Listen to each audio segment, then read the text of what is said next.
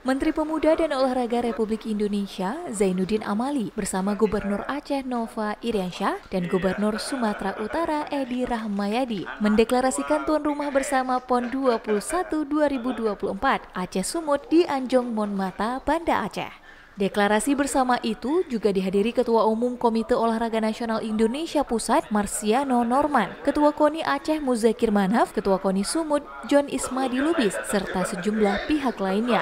Zainuddin Amali dalam pernyataannya pada kesempatan itu menyebutkan penyelenggaraan PON dengan 2 tuan rumah merupakan pengalaman pertama Indonesia. Hal ini dilakukan sebagai upaya pemerataan keadilan, mengingat begitu banyaknya provinsi di Indonesia. Menpora mengaku cukup optimis bahwa pelaksanaan PON 21 akan berjalan sukses.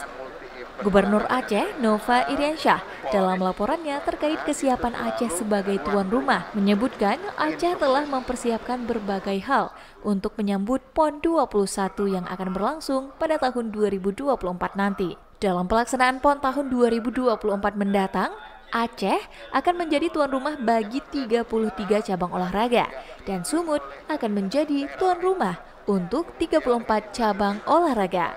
Tim Aceh Info melaporkan.